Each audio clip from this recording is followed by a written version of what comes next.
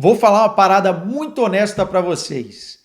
Liguei a TV hoje para ver a Supertaça, não fui até Aveiro, mas digo que vivemos uma noite histórica no futebol português, tá? Pô, Quesada, Supertaça, mais um título na prateleira é verdade, mas não é o campeonato, não é a Taça de Portugal, não são as competições europeias. Verdade, é verdade.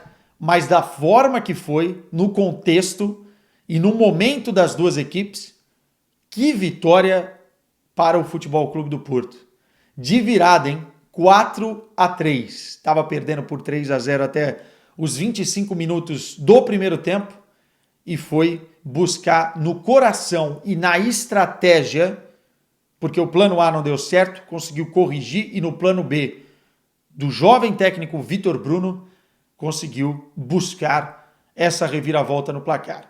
4-3, meus amigos, com gol na prorrogação de Ivan Jaime. Se você não viu o jogo porque estava vendo a seleção brasileira feminina nas quartas de final das Olimpíadas, você tem uma boa desculpa. Mas eu aconselho voltar atrás, ver pelo menos os melhores momentos ou ver o jogo inteiro de novo, porque foi bem emocionante, né? Se a nível físico, ou a nível até estratégico, ou a nível até de entrosamento das equipes, ainda falta muito, porque estamos no início da temporada, não foi um primor de jogo, mas a nível de emoção, olha, se você não se arrepiar é que você está morto por dentro, porque 4-3 da virada que foi, não é todo dia, tá? Do lado do Porto, antes da gente analisar o jogo, do lado do Porto, muito importante essa vitória e vai muito na conta do Vitor Bruno. Primeiro, o Vitor Bruno bancou um time que trabalhou com ele durante toda a pré-temporada e jogadores que ele resgatou e que ele apostou para esse início de trabalho. Colocou no banco de reservas ou até mesmo na arquibancada jogadores que muito provavelmente serão titulares ou disputarão vaga durante a temporada, participarão muito deste novo Porto. E aí eu estou falando do trio brasileiro, né? O Wendel, o Evanilson e o PP, que chegaram da seleção brasileira, não tiveram tempo para treinar, não tiveram tempo hábil para se adaptar aos novos conceitos do Vitor Bruno. E você poderia ter colocado eles no banco de reserva, mas ele optou por colocar na arquibancada para dar moral para quem está jogando. O Francisco Conceição teve um problema de lesão, mas eu não acho que ele jogaria de início. Acho que também ficaria ou na arquibancada ou no banco de reservas. O Gonçalo Borges seria o titular, como foi. E outros jogadores, outras peças importantes. Dá para a gente dizer que o Porto vence o Sporting com um time misto ou com um time bem desfalcado daqueles que potencialmente serão titulares. E é importante essa vitória, não só porque é o primeiro título do Vitor Bruno, mas pelo momento, né? Muita desconfiança paira o que vai acontecer na temporada dentro do Porto, não está na Liga dos Campeões, tem muitos problemas financeiros, é um novo presidente, uma nova cúpula esportiva, um novo treinador, mas me parece que deixa um recado claro do que o Porto vai tentar fazer nessa temporada. Primeiro, que os jogadores estão mesmo fechados com o treinador, independentemente do imbróglio que teve um impasse entre Vitor Bruno e Sérgio Conceição, enfim, no momento de transição, né? E segundo, que compraram as ideias do treinador e conseguiram se adaptar a um momento de muita dificuldade. Não é qualquer equipe que vai buscar um resultado 3-0 no primeiro tempo da forma que o Porto foi buscar. Então, dá um mote aí, ou pelo menos um sinal de que o Porto vem para ser competitivo mais uma vez nessa temporada, independentemente dos momentos de transição que o clube está passando. E do outro lado, antes da gente analisar o jogo, cara, torcedor do Sporting tem todo o direito de estar revoltado, chateadíssimo, com a cabeça desse tamanho, infelizmente, porque o Sporting é um time muito bom, um plantel muito qualificado, não é à toa que foi campeão português da forma que foi, e muito provavelmente entra no campeonato português como favorito. Mas me parece que às vezes, se o plano A do Rubem Amorim não funciona, ou funciona até um determinado momento, ele não consegue se adaptar quando o outro time resgata o que quer fazer em campo ou sobrepõe a sua estratégia. Erros individuais imperdoáveis, especialmente de alguns jogadores, eu já vou falar deles, mas o Sporting não pode estar vencendo o jogo por 3-0 e tomar 4-3. De um Porto que, como eu falei, não contava com todos os seus jogadores à disposição. Mérito do Porto, mas também demérito do Sporting. É por isso que eu digo que o torcedor tem o direito de ficar chateado. Chegou até aqui, gostou do vídeo? Likezinho, comentários de vocês, especialmente os lusitanos que vão colar por aqui, o que vocês acharam desse jogo épico no Estádio Municipal de Aveiro. E quem não é inscrito no canal, por favor, se inscreva. Vamos lá, começando com a análise das escalações, vou colocar na tela aí para vocês. O Sporting do Rubem Amorim joga com 3 zagueiros, isso a gente já sabe, um 3-4-2-1 ou um 3-4-3, com o Gyökeres mais espetado lá na frente e com 2 jogadores abertos nas alas, né? De um lado o Catamo e do outro essa boa novidade, o Giovanni Kenda, né? Que está jogando ali pelo lado esquerdo. Ou seja, o Sporting no seu plano A tinha na intenção abrir o campo, alargar o campo para dificultar a compactação do Porto. E isso geraria espaços não apenas entre linhas, mas também entre zagueiros e laterais. O Porto tentando se compactar e o Sporting com esses 2 jogadores que eu falei abrindo campo. E aí você tem livre sobrando um Trincão, você tem livre sobrando um Pedro Gonçalves e também na corrida, na velocidade, na bola longa do Gyökeres, você consegue aproveitar esses espaços gerados.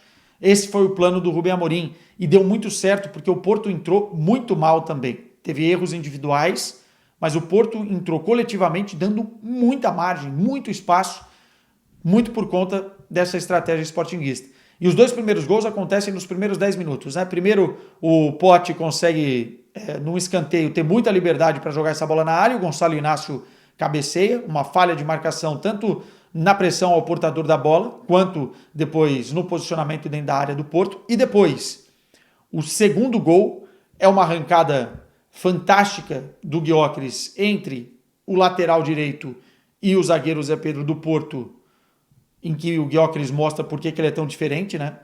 No segundo tempo ele derrete, né? No segundo tempo ele fisicamente cai muito, mas quando está bem fisicamente, a explosão dele é impressionante. O Zé Pedro teve pesadelo, vai ter pesadelo com ele, certamente, porque o primeiro tempo do Gyökeres é muito bom, e essa arrancada termina num passe fantástico para o Pote fazer o 2-0.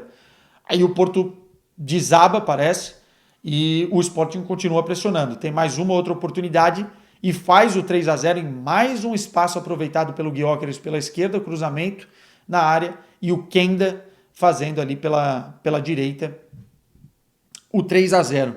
Parecia que o jogo estava morto. Aliás, parecia que o Sporting iria golear o Futebol Clube do Porto. Entretanto, numa falha individual do outro lado, acaba saindo 3-1. O Porto entrou em campo, vou colocar na tela agora, numa linha de 4 defensiva, né?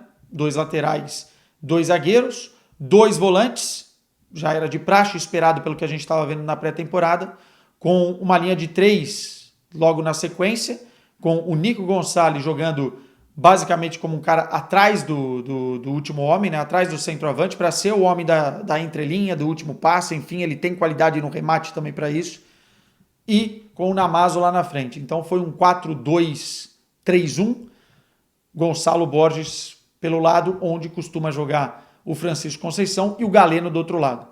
O Galeno, cara, ele parece às vezes desatento no jogo, mas ele é um jogador muito chato. Primeiro pela velocidade que ele imprime, né? Importante para isso, para atacar as costas da defesa. E segundo, porque ele é muito esperto. Ele é muito esperto em alguns momentos e ele aproveitou um erro muito bobo da defesa do Sporting. Aliás, um parêntese aqui, tá? Uma partida muito fraca do novo zagueiro do Sporting, o Coates se despediu, né? E o Zeno de Bast fez uma partida horrorosa, horrorosa. O primeiro gol do Porto, que ressuscita o Porto no jogo, é um erro do De Bast incrível, cara. Ele dá uma espanada para trás e o Galeno foi muito esperto, ganhou a frente do lance e matou o Kovacevic, o novo goleiro do Sport. Esse 3-1 é importante, fundamental, porque dá vida no Porto. No segundo tempo, o Vitor Bruno consegue corrigir esses erros que eu falei. E como é que ele corrige? Aproximando o Galeno de um lado e botando o Gruitch para fazer as interpretações e, enfim, interceptações do outro. E o Porto consegue anular o Sporting e, além disso, mais importante, fazer uma pressão alta no Sporting muito forte. E o Sporting tem uma dificuldade de saída de jogo impressionante, cara. Eu não sei, o Rubem Amorim precisa trabalhar, porque se ele quer jogar dessa forma, e muitas vezes ele não vai conseguir ativar sempre a bola longa, bola longa, bola longa, ele tem que achar um jeito de sair melhor jogando. O meio-campo do Sporting foi anulado, quebra de linha de passes pelos jogadores do Porto, que foram muito bem nessa pressão alta, e aí, cara, o Sporting derreteu. O segundo tempo do Sporting, estrategicamente, é muito ruim. Óbvio que os jogadores caíram um pouco fisicamente, mas não é desculpa. O Porto também está começando agora a temporada. É muito ruim, muito ruim. E aí 2 lances pelo lado direito, mais uma vez, nos dois lances, o Debas foi muito mal, e o Porto conseguiu aí, tanto com o Gonçalo Borges, jogar a bola na área, o Nico fez o gol, e depois com o Eustáquio que entrou, aliás, o Vitor Bruno mexeu bem na equipe, o Eustáquio entrou, cruzando na área, o Galeno fez o 3-3. E aí, cara, toda aquela vantagem psicológica vai para o Beleléu, a verdade é essa, e na prorrogação o Porto já estava com muito mais moral, entrou o Ivan Raime e conseguiu fazer o 4-3. O lance do gol do 4-3 foi um pouco de sorte, porque a bola desvia, acho que foi no Fernandes, né? A bola desvia no chute de fora da área do Ivan Raime, mas o goleirão lá, o Kovacevic, falhou, tá? Eu acho que dava para pegar. Por mais que ele tivesse já posicionado para fazer a defesa no canto, a bola foi nele, pô. 2 passinhos na direção certa, o tempo de bola, ele faria a defesa e não fez. 4-3. Muito mal o Rubem Amorim para mim, que não conseguiu reverter a partir do momento que o Porto tomou conta do jogo. Demorou para mexer na equipe no segundo tempo. E muito bem o Vitor Bruno. Isso quer dizer que o Sporting vai ter uma temporada ruim? Não, quer dizer que o Sporting precisa se ajustar.